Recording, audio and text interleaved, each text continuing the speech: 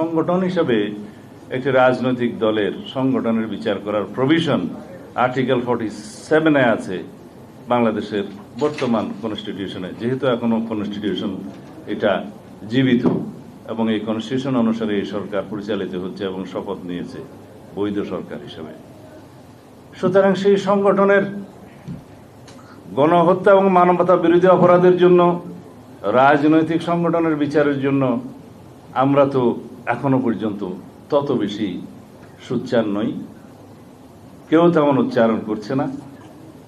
বিচ্ছিন্নভাবে যদি বলে অমুককে নির্বাচন করতে দেব না, আইন কি বলে?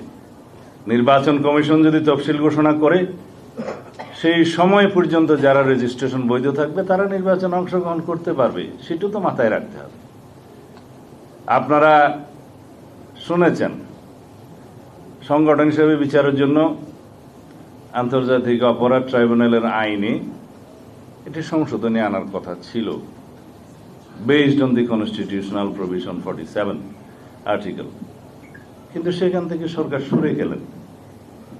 এখন যদি সরকারেরই অংশ হিসেবে কোনো উপদেষ্টা যদি বলেন যে আমরা আওয়ামী লীগকে বিচার চাই, তো বিচার চাওয়ার জন্য তো আপনারা কিছু করলেন না।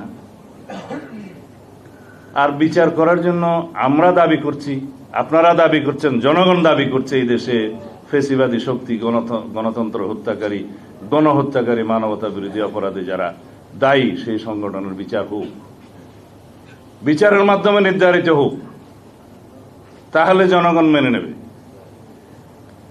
আরেকটি বিষয়, আমরা যখন বলি জনগণ নির্ধারণ করবে, জনগণ কিভাবে নির্ধারণ করে? জনগণ হচ্ছে কনস্টিটিউশনাল প্রভিশন অনুসারে আমাদের দেশে রাষ্ট্রের সকল ক্ষমতার উৎস, মালিক, রাষ্ট্রের মালিকানা। এখানেই হচ্ছে সুপ্রিমেসি অব দি কনস্টিটিউশন। সেই মালিকানা তারা প্রয়োগ করে তাদের প্রতিনিধি নির্বাচনের মধ্য দিয়ে।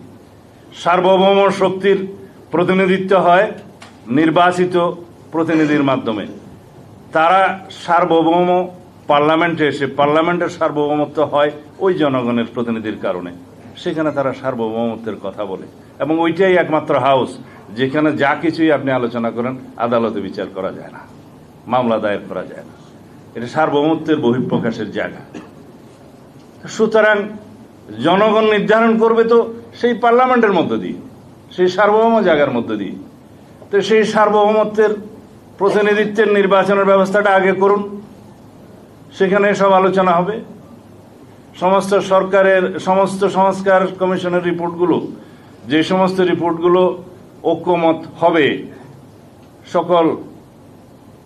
সকল সংশ্লিষ্ট স্টেক হোল্ডারদের মধ্যে আলোচনার মধ্য দিয়ে, রাজনৈতিক দলসমূহ এবং গণতান্ত্রিক অন্যান্য সামাজিক শক্তি সহ বিশেষজ্ঞ সহ যারা একমত পোষণ করবেন, সেই সংস্কার প্রস্তাবগুলো বাস্তবায়নে তো কোনো বাধা নেই। কিন্তু সেই সংস্কার প্রস্তাবগুলো, সেই সুপারিশগুলো বাস্তবায়নের জন্য ফোরাম কি? একমাত্র উপযুক্ত ফোরাম হচ্ছে সেই সার্বভৌম প্রতিনিধিত্বকারী সংসদ। আমাদেরকে বুঝতে হবে, এখন সবাই একটা জিনিস বুঝে এসেছে যে কনস্টিটিউশন রিরাইটিং এর যে সমস্ত প্রস্তাব আলোচনা আগে হতো সেখানে কেউ নেই। সবাই সংশোধনী প্রস্তাব দিয়েছে, বিস্তর সংশোধনী প্রস্তাব দিয়েছে। কার? বিদ্যমান কনস্টিটিউশনের। যে কনস্টিটিউশনের আর্টিকেল 106 অনুসারে আপনারা শপথ নিয়েছেন অন্তর্বর্তীকালীন সরকার, সেই সংশোধনী, সেই সংবিধানকে তো আপনাদের এগিয়ে নিয়ে যেতে হবে সংশোধনী না হওয়া পর্যন্ত। কারণ অর্ডিন্যান্সের মাধ্যমে তো আর কনস্টিটিউশন সংশোধন করা যায় না। আমরা ঐক্যমত পোষণ করব যে সমস্ত ক্ষেত্রে, অবশ্যই কিছু কিছু ক্ষেত্র থাকবে যেখানে দ্বিমত থাকতেই পারে। সেই ঐক্যমতের জায়গাগুলো আমরা ঐক্যমত পোষণ করে জাতির কাছে প্রতিশ্রুতি দিয়ে, অতীতেও এরকম নজির আছে, এবং সেই প্রতিশ্রুতিগুলো নির্বাচনে ম্যানিফেস্টোতে রিফ্লেকশন করে তারপরে আমরা একটি নির্বাচিত সংসদে যে সেটা ডিসাইড করি সবাই আলাপ আলোচনার মধ্য দিয়ে। কারণ আমাদের বিএনপি কর্তৃক গত 2023 সালে যে 31 দফা আমরা জাতির সামনে প্রস্তাব করেছিলাম, তার মধ্যে সমস্ত সংস্কার প্রস্তাব কমিশনগুলোর কথা আমরা নিজেরা বলেছি। সৌভাগ্যক্রমে সেটা আগেই ইন্টারিম গভর্নমেন্ট গঠিত হওয়ার কারণে তাদের কাজ হয়ে গিয়েছে, আমরা সবাই সহযোগিতা করছি। তো এই সময় আমাদের সামনে একটাই গুরুত্বপূর্ণ এবং জরুরি সর্বোচ্চ প্রশ্ন হচ্ছে যে আমরা ঐক্যমতের ভিত্তিতে ফ্যাসিবাদ বিরোধী জাতীয় ঐক্য ধরে রেখে সমস্ত সংস্থার প্রস্তাবগুলো আমরা আলোচনা করব। আমরা কিছু জায়গায় দ্বিমত হব এবং আমি বিশ্বাস করি অধিকাংশ জায়গায় আমরা একমত হব, এবং সেগুলো আমরা দ্রুত বাস্তবায়নের জন্য অগ্রাধিকার নির্ধারণ করি।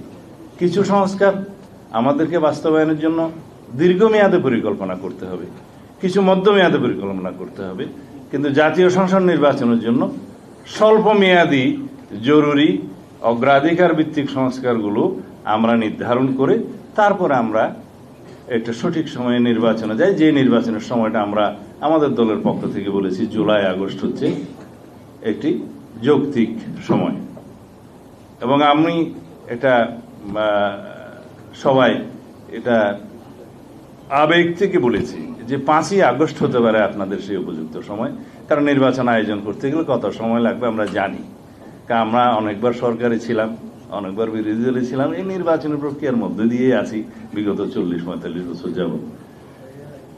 সেই জায়গা থেকে বলেছি যে নির্বাচনের জন্য প্রয়োজনীয় ভোটার তালিকা, অন্যান্য কিছু ডিলিমিটেশন এবং নির্বাচন আইনগুলোর সংস্কার, এগুলো আইনি বিষয় এবং প্রাতিষ্ঠানিক বিষয়গুলো খুব অল্প সময়ের ভিতরে সমাপ্ত করা সম্ভব, আমাদের সেই অভিজ্ঞতা আছে।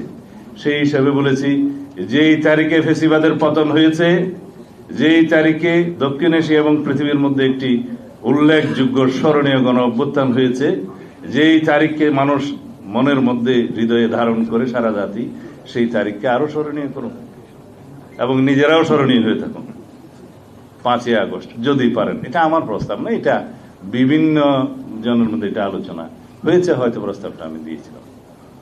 এখন বিষয় আসে যে এই সময়ের ভিতরে নির্বাচন হলে কারো কারো রাজনৈতিক দল গঠন করে নির্বাচনে অংশগ্রহণ করা হয়তো একটু কষ্টকর হতে পারে, আমরা জানি, কিন্তু রাজনৈতিক দল গঠন করার জন্য রাজনৈতিক প্রক্রিয়ার মধ্য দিয়ে জনগণের সামনে আবির্ভূত হওয়া উত্তম।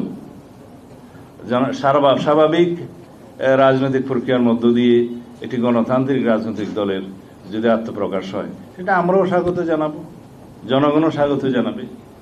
আসুক, এখন নির্বাচিত হওয়ার জন্য যদি বিভিন্ন কৌশলে সরকারের সমস্ত শক্তিকে প্রয়োগ করতে হয়, তাদের রাজনৈতিক দল গঠনের এই প্রয়াসকে স্বাগতম জানাই, কিন্তু এই বিষয়গুলো যেগুলো আলোচনা করলাম এগুলো বিবেচনায় নিতে হবে। আমরা সামনের দিকে এগিয়ে যেতে চাই, অতি অবশ্যই ঐক্যকে ধরে রেখে। ফ্যাসিবাদ বিরোধী জাতীয় ঐক্য আমাদের এখন প্রাণ শক্তি, এই জাতির, এই দেশের সামনে এগিয়ে যাওয়ার একমাত্র প্রাণ শক্তি হচ্ছে ফ্যাসিবাদ বিরোধী জাতীয় ঐক্য। এই ঐক্যকে সারা জীবন আমাদের ধারণ করে যেতে হবে, যাতে বাংলাদেশের জনগণের সামনে কোনো সময় কোনো সংসদীয় এবং সাংবিধানিক ফুয়েরার সৃষ্টি না হয়, এখন আতন্ত্রের সৃষ্টি না হয়। সেই জন্য আমাদের এই চেতনা, এই আকাঙ্ক্ষাকে, এই ঐক্যকে ধরে রাখতে হবে, এই জাতীয় ঐক্যকে। যারা শেখ হাসিনা সংবিধান পরিবর্তন করে একটা সাংবিধানিক এখন আয়তান্ত্রিক রাষ্ট্র, একদলীয় রাষ্ট্র বিনির্মাণের আয়োজন প্রায় চূড়ান্ত করে ফেলেছেন, যেখানে সংসদীয় এখন আয়তন্ত্রের বৈধতা দেওয়ার জন্য তারা প্রায় 2-4টা আসন বাদে সব আসন নিয়ে নিয়েছিলেন। সেই জায়গা থেকে আমরা যাতে সেই জায়গায় যাতে আমাদের কোনোদিন আর ফেরত না যেতে হয়, সেই জন্য একটি চূড়ান্ত গণতান্ত্রিক সাংবিধানিক সংস্কার আমাদের করে যেতে হবে, যাতে সংসদীয় এখন আয়কতন্ত্র বা সাংবিধানিক এখন আয়কতান্ত্রিক রাষ্ট্র বিনির্মাণের স্বপ্ন ভবিষ্যতেও যাতে কেউ না দেখতে পারে। আমি বোধহয় অনেকগুলো কঠিন কঠিন কথা বলে ফেলতেছি, আমার বাংলা ইংরেজি কোনোটাই সঠিকভাবে আমি বলতে পারি না, অনেক বছর বিদেশে থাকার কারণে আমার একটু অসুবিধা হয়ে গেছে, আপনারা ক্ষমা সুন্দর দৃষ্টিতে দেখবেন বলে আশা করি আর কি। তো যাই হোক, একটা কথা বলে আপনাদের আর বেশি সময় না নিয়ে আমি শেষ করব। সাংবাদিক সমাজের 5 জন শহীদ হয়েছেন গত গণ অভ্যুত্থানে। আপনারা জানেন সারা পৃথিবীতে সাংবাদিকতা পেশা একটি ঝুঁকিপূর্ণ পেশা, কিন্তু অত্যন্ত সম্মানিত পেশা। এই পেশার সাথে আপনারা যারা জড়িত আছেন, তারা যদি বিবেক বিক্রি করে দেয়, সেই জাতির কপালে দুঃখ থাকে। সেই দুঃখের মধ্যেই আমরা পড়েছিলাম। বিগত 16 বছরে ফ্যাসিস্ট হাসিনা যদি রাষ্ট্র শাসন ফ্যাসিবাদী কায়দায় করে থাকে, তার মধ্যে গণমাধ্যমের ভূমিকা ছিল অনেক বেশি। এই গণমাধ্যমের মালিকরা বিভিন্ন বিজনেস হাউসের মালিক হওয়ার কারণে তারা সরকারের সমালোচনা, সরকারের বিরুদ্ধে কোনো নিউজ, কোনো পদক্ষেপ তারা নিতে দেয়নি। যদিও সংবাদকর্মীদের আপনারা প্রায় সকলেই গণতান্ত্রিক প্রক্রিয়ার পক্ষে ছিলেন, কিন্তু আপনাদের হাত পা বাঁধা ছিল। আমরা জানি গত আন্দোলনে, গত গণ অভ্যুত্থানে অনেক সাংবাদিক যারা তাদের মাথা বিক্রি করে দিয়েছেন আগে, তারা ছাড়া অধিকাংশ সংবাদকর্মী এই গণ অভ্যুত্থানে সহায়তাকারী শক্তি হিসাবে কাজ করেছেন। আপনাদের তথ্য নিয়ে আন্দোলনকারীরা আন্দোলন সঠিকভাবে পরিচালনা করেছেন। আপনারা একটা নতুন শব্দ এখন প্রায় শুনি, সিটিজেন কি বলে, জার্নালিজম। যারা সোশ্যাল প্ল্যাটফর্মগুলোর মধ্য দিয়ে যে ভূমিকাটা সৃষ্টি করেছে, সেটা তো প্রকৃত গণমাধ্যমের ভূমিকা ছিল। গণমাধ্যমের হাত পা, গণমাধ্যম কর্মীদের হাত পা বাঁধা থাকার কারণে এবং মালিকদের অসহযোগিতার কারণে সিটিজেন জার্নালিজম পপুলার হয়েছে। সোশ্যাল প্ল্যাটফর্মের চাহিদা কোনো টেলিভিশনের চাইতে বহু গুণে বেড়েছে। তা আমি আহ্বান করব, দ্বিতীয় বিশ্বযুদ্ধের হিটলারের সময়কার যে নজির আপনারা জানেন, যে যখন ইহুদিদেরকে নিধন করা হচ্ছিল, সাংবাদিকরা বললেন যে এরা তো ইহুদি। এটা সবাই জানে, যা স্মরণ করে দিচ্ছে। যখন কমিউনিস্টদেরকে ধরা হলো, বলে যে এরা তো কমিউনিস্ট, সাংবাদিকরা চুপ। যখন ট্রেড ইউনিয়নের নেতাদেরকে ধরা হলো, বলে যে এরা তো ট্রেড ইউনিয়ন, সাংবাদিকরা চুপ। যখন সাংবাদিকদেরকে ধরা হলো, তখন আর কথা বলার জন্য কেউ বাকি থাকলো না। আমাদের দেশে যাতে সাংবাদিকরা এটা মনে রেখে এই জাতির কাছে তাদের দায়বদ্ধতা, সামাজিক দায়বদ্ধতা এবং মনের দায়বদ্ধতা নিজের মধ্যে ধারণ করে এই রাষ্ট্র বিনির্মাণের জন্য, এই জাতি বিনির্মাণের জন্য, শক্তিশালী গণতান্ত্রিক রাষ্ট্র বিনির্মাণের জন্য আপনারা কাজ করবেন এবং হিটলারের ওই ইতিহাসটাকে আপনারা স্মরণ করবেন যে সাংবাদিকদের ভূমিকা না থাকার কারণে দ্বিতীয় বিশ্বযুদ্ধ সংঘটিত হওয়ার মতো একটা ঘটনা হয়ে গেছে। তো বন্ধুগণ, আমি এত জ্ঞানী মানুষ নই আপনাদেরকে জ্ঞান দেওয়ার জন্য, শুধু এইটুকু বলবো, ভুল ভ্রান্তি সংবাদ মাধ্যমের থাকে, ভুল ভ্রান্তি সংবাদ কর্মীদের থাকবে, গণমাধ্যম কর্মীদের থাকবে, কিন্তু সেটা যেন আমরা শুধরে নেওয়ার চেষ্টা করি। যারা আগে বিভিন্ন কারণে গণতন্ত্রের বিপক্ষে দাঁড়িয়েছেন বাধ্য হয়ে, আমি অনেকের বক্তব্য শুনলাম, তাদেরকেও আমরা মনে করি যে সুযোগ দেওয়া উচিত বাংলাদেশের গণতান্ত্রিক যাত্রায়।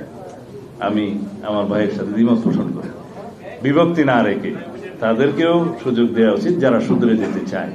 তবে তার মধ্যে সাগরহনী হত্যাকাণ্ডকে অন্য পথে চালিয়ে যারা উপদেষ্টা হয়েছিলেন তাদের কথা বাদে, তাদেরকে অবশ্যই বিচারের আওতায় আনতে হবে। যারা আপনাদের সহকর্মীদের হত্যাকাণ্ডকে বৈধতা দেওয়ার জন্য চেষ্টা করেছে, তাদের বিচার অবশ্যই দিতে হবে। বাংলাদেশে গণতন্ত্র হত্যার জন্য, গণহত্যার জন্য যারা সহযোগিতা করেছেন সেই জাতীয় গণমাধ্যম কর্মী আপনারা চিহ্নিত করুন, তাদেরও বিচার করতে হবে। কিন্তু যারা অসহায়, নিচের দিকে চাকরির জন্য বিভিন্ন কারণে বাধ্য হয়ে হয়তোবা কিছু কিছু ভূমিকা রেখেছেন, তাদেরকে একটু সুযোগ দেওয়া উচিত। কারণ ঢালাওভাবে টপ টু বটম যদি আপনারা দায়ী করেন, তাহলে চিন্তা করতে হবে তারা কেউ কেউ বাধ্য হয়েছিলেন, তাদেরকে এক্সকিউজ করা উচিত। কারণ মালিক পক্ষ বা সম্পাদক বা মেইন যে কি বলে আপনাদের পরিচালনাকারী ডাইরেক্টর, তাদেরকে আপনারা অবশ্য বিচার করবেন। কিন্তু যারা নিচের দিকে সংবাদকর্মী, যারা শুধুমাত্র চাকরি বাঁচানোর জন্য বিভিন্ন কারণে কিছু কিছু ভূমিকা রাখতে বাধ্য হয়েছে, তারা যদি ক্ষমা প্রার্থনা করে, তাদেরকে আপনারা সুযোগ দিবেন। বিচার করবেন টপ ব্রাশ, যাদের কারণে গণমাধ্যমের এই পরিণতি হয়েছে। বিচার করবেন সেই, আমি নাম নিতে চাই না, আমার ভাই নিয়েছে, যারা আপনাদের সহকর্মী হত্যাকাণ্ডকে বৈধতা দেওয়ার জন্য ভূমিকা রেখেছেন এবং পরবর্তীতে উপদেষ্টা হয়েছেন। এই জাতীয় লোকজনদেরকে আপনারা অবশ্যই ক্ষমা করবেন না, তাদের বিচার নিশ্চিত করতে হবে। যদি গণহত্যাকারীদের বিচার আপনারা চান, গণহত্যার করার জন্য যারা সহযোগিতা করেছে, কোলাবোরেটরস, তাদেরকেও আপনাদেরকে এই কাজ করতে হবে।